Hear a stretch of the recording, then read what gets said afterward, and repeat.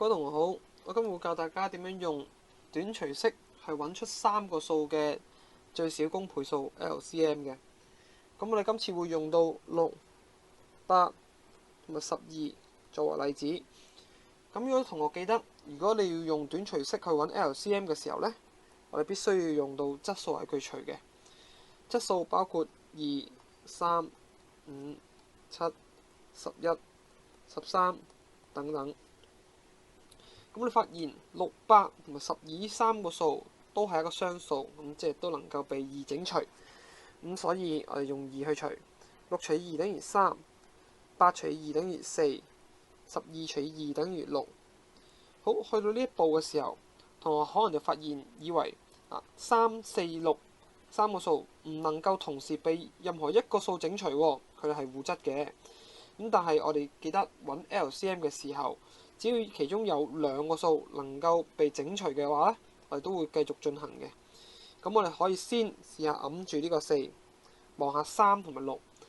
3同埋6能唔能夠俾一個質數整除呢？係能夠嘅，佢就係3啦。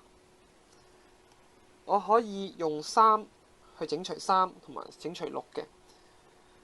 3除以3等於1。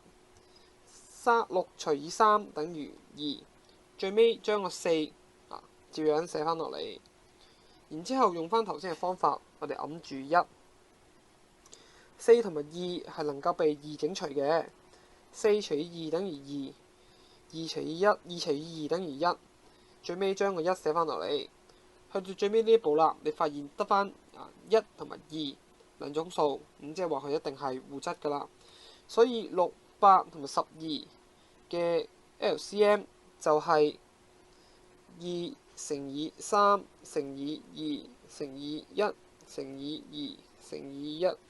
你會發現其實乘以1係唔會將個數影響嘅，所以我哋可以唔使乘啦。